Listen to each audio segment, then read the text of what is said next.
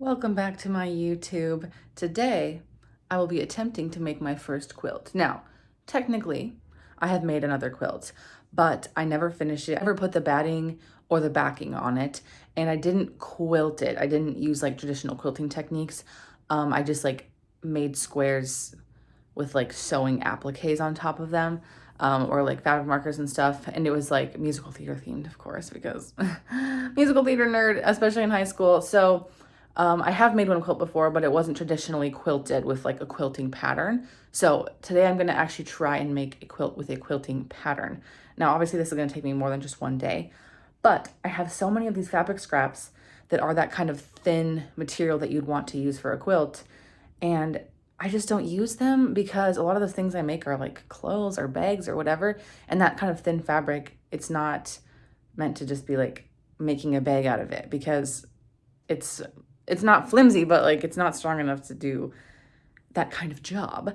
So I've sorted them all out, kind of color coded them so that when I cut out the shapes, I kind of know like what I'm doing with them. And then I found a big piece of fabric that's really cute, so I'm going to use it as my backing. So here are the color coded scraps. And then this I'm going to use for my backing. So it's kind of going to be more of like a couch blanket size. Obviously it's bigger than this. I folded up here, but it's not going to be like a bed sized quilt, but I think that's pretty doable with this amount of scraps. Now, do I have a rotary cutter? No. Do I have an iron? No. Do I have scissors? Yes. And a sewing machine? Yes. So we're going to do this. Obviously an iron is very, very critical to quilting, but I don't have one. So we're going to just do with that as we will and figure it out as we go. All right, guys, update. It's been 2 hours. I'm in the thick of it. So basically, I have this little quilt mock-up that I've drawn. It's gonna be a little smaller than I was intending because I want the pattern to be cuter. I initially drew it like this, but I folded this up like that, and I like it better like that. So essentially, I need 20 blocks of pink, 32 blocks of blue, and 48 blocks of green. But the pattern that I'm doing, I can't remember what it's called because I actually didn't find it on the internet. I went to like a quilting workshop a couple months ago, and they taught us this pattern there, so I can't remember what the actual pattern is called.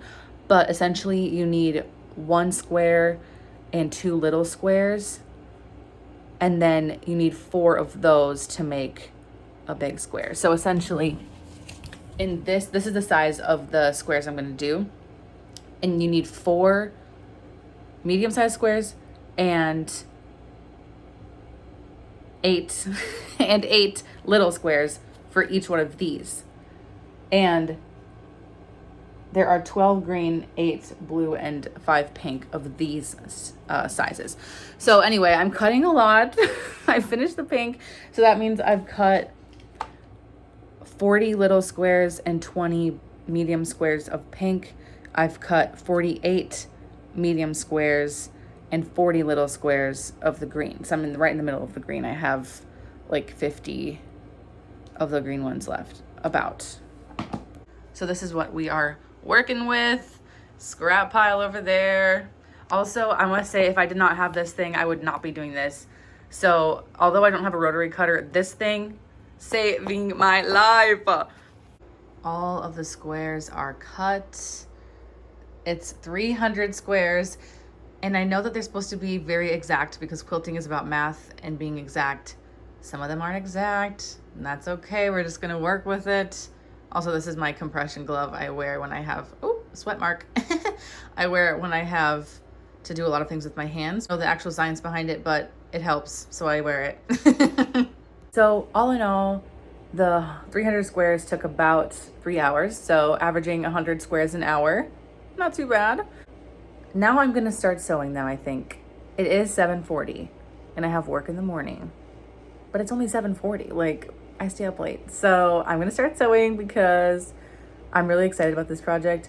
But I know myself, and I know when I start sewing, I can't stop. So hopefully I'm not up too late, but we'll see, I guess.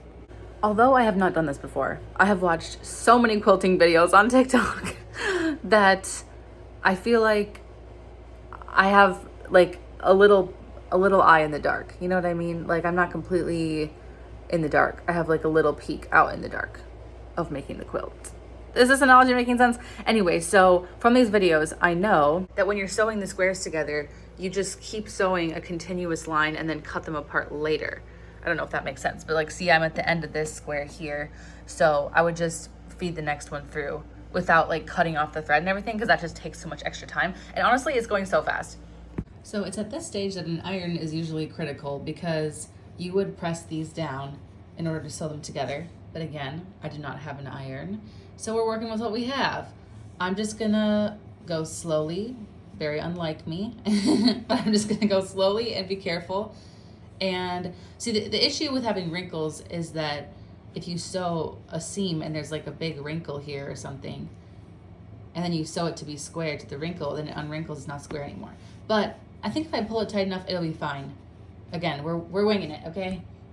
All right, first square done. It's so cute. As you can see, the lines are not lined up, which in the quilting world, it's a no-no, okay? But I learned a lot doing this square, and I knew that was gonna happen because I didn't cut my squares exact because I don't have a rotary blade. And I could have cut them exact with the scissors, but it would have taken probably double the time, at least for me personally. So this is what we're working with. All right, it's 9:30. I started at 4:30. You do the math. Halfway, not even, probably 1/3 of the way through the green. I've connected one little square to the medium squares, and now I'm just going through and connecting the second little square. Oh, I finished the pink squares completely. The green is what always trips me up though, because when I was cutting it too, I was like, I want to give up because there's so many green. There is in total 12 green large squares, but that means that there's 48 medium squares. And that's the biggest number. So I'm losing steam, but I'm pushing through because it's going so fast. Well, compared to what I thought it was going to be. So I really want to try and get at least through all the squares tonight. We'll see. All the pinks went together so well. Now I'm looking at the green and I'm like, what the fuck? I don't know if I just have this Christmas green cloth, but I'm trusting the process, and I'm trusting that once I have all the blue sewn together and all the green sewn together, it's gonna look good together. You see what I mean? It's just like this Christmas green is just a little crazy. But I do feel like right now it's not sewn together, so it looks like really jumbled. I'm trusting the process, There's always a point in the project where exactly what I knew was gonna happen happens. And then I'm like, I wanna quit. And that point is now, because the seams are messy, guys. I'm trying to at least make sure that the center seam lines up, because the other ones aren't gonna. Honestly, it's okay. It adds character, it adds charm, and I'm just blaming it on the fact I don't have an iron. The more I try and line up this seam, the more it gets worse. What is going on? Perfectionist in me must step to the side, because the learner in me and the person who wants a quilt will prevail. I have done it. I have lined up a center seam. It wasn't an issue on the pink ones, but this is the first green one, and I'm already halfway through the green ones. This is the first one I've lined up. All of the squares are finished. They are so cute. I'm so excited. So tomorrow, or whenever I get to this next, I guess, I'm gonna have to trim them and make sure they're all really good squares to set myself up for success when I attach them all. So it is midnight, which means it was about 7.5 hours to cut all the squares, sew them all together. But now I'm excited because I'm seeing it come into view. It's on the horizon. Now, once I attach them all, really the front of the quilt is the easiest part, because then I have to actually quilt it, which I'll be doing by hand, because you have to have like a special machine in order to like really quilt it correctly. So the by hand, I think it's gonna take me a long time. I might have to really just focus up, lock myself in my room or something to get that done. But anyway, super excited with the progress I made today. Okay, so next steps are making sure all these squares are the same size. So I'm gonna be using this, I'm gonna be marking it with a pencil and then cutting it. And this I'm actually gonna be super precise with because these squares on the inside are uneven. That's not gonna affect this quilt as much as if like the whole thing is uneven, if that makes sense. So I've marked with tape where I wanna line up this seam with, and then I'm just marking here. As you can see, I made some marks already around these so that it's gonna be a perfect square. Sitting here cutting these out, all I can think of is how much faster it would go if I had a rotary blade. I would be done already. So it's really lighting the fire under my ass to go buy one. This is how you can tell I was getting tired, because what the heck is this? What the heck is this? But this is why I'm trimming them. They are all trimmed and ready to be sewn together. Perfect timing actually, because I have to leave now, so I can't sew them all together as much as I want to. But that took me about an hour and 10 minutes. So our total is about 8 hours and 40 minutes. Okay, we are on day 3. I'm gonna attach these all now. So I'm just gonna attach them down the lines and then attach each line to each other. The quilt top is done. It looks so cute. I love it so much. Now I'm going to put the batting and the backing and pin it all together so I can start quilting it. About 2 hours since I started sewing all the blocks together, but I did take some sit down breaks, so I'll say an hour and a half. As far as batting, I did not want to buy any batting, so I went to the thrift store and I got this blanket. It's kind of this like fleece material, similar texture to batting in my opinion, and it's actually double layered, so I'm pretty sure I can cut the layers apart and then I have double the batting. We'll see, but if not, I can just put the double layer in there. It doesn't matter. And I paid only like $3 for it. So all in all, this quilt will have cost me $3. So I've gotten the batting and the backing pinned to this so I can start quilting. So basically I can move it. Isn't this so cute? I can move it around and it's fine. Now this is kind of turning this a little yellowy because it's pretty see-through, but that's okay. I'm not gonna do anything about it. So I'm gonna start quilting now. I found thread that kind of matches the general vibe. For the more purple squares of these, I'll do that, and the more blue squares, I'll do that. And then this. So I'll check back in when I'm like halfway done, I guess. It took me about a half hour to pin, but I started off pinning way too close. Like I was pinning like an inch apart, and the video I watched that I only needed to pin it like 4 inches apart. So I got faster at the end. The video I watched also said to just do a single thread instead of doubling it over like you would usually do when you hand sew, but I think that they were using a heavier weight of thread, and I am a little paranoid, so I'd rather just double it up. I'm gonna double it up, but also I kind of want the thread to be part of the pattern anyway, so I don't mind if the stitches are more noticeable. We'll see. I've gotten 3 squares done here. You can see my stitches are huge, but unfortunately I don't know how to get them smaller. Doing it the technique that I saw online, the lady did it so small, and then I tried to do the same exact thing and they're so bad. But actually I don't mind. I wanted it to be part of the design, so I'm just labeling it as whimsical because it does look whimsical and I think it's charming. Finished 1 row of quilting. I have 4 more left, and the 1 row took me, I think, like an hour and a half. I keep taking breaks. I'm not as hyper-focused as I was the other day. Sometimes a little more up in the air. All right, the quilting is done. It took me so long. I would actually average maybe like an hour for each row. So it didn't really take that long if you compress it, but I just haven't had a lot of time. So as I went along, my stitches got better.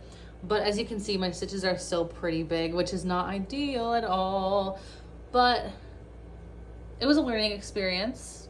And now I know how to do it. I definitely think my next quilt, when I actually have an iron and a rotary cutter, I will also be machine quilting it because I just could not get my stitches small enough.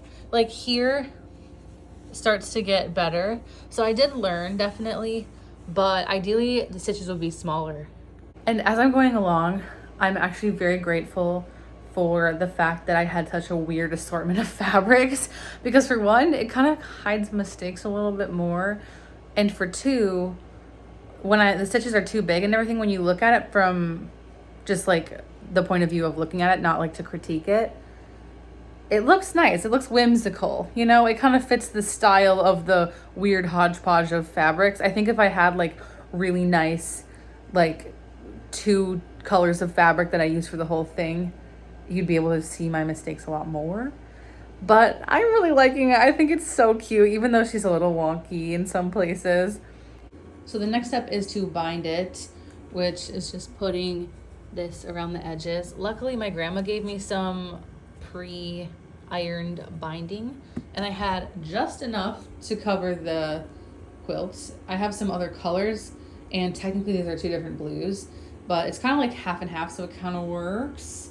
And I'm gonna bind it, and then it's done. I am notoriously bad at binding. Even though I haven't made a quilt before, I've had to do it to other projects, and I always mess it up. So I tried like many different techniques that I saw on YouTube. And I do think that it would be easier to do it the way where you make your own binding. I think the video I saw, that looked like something that I could do and looked like something that would solve the issues that I personally have with binding. So next time I make a quilt, I'm definitely gonna do that.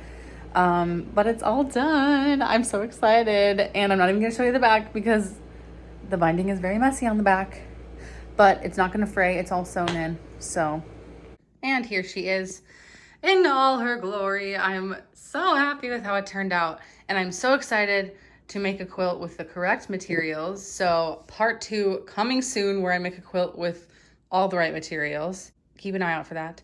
Thank you so much for watching. Goodbye.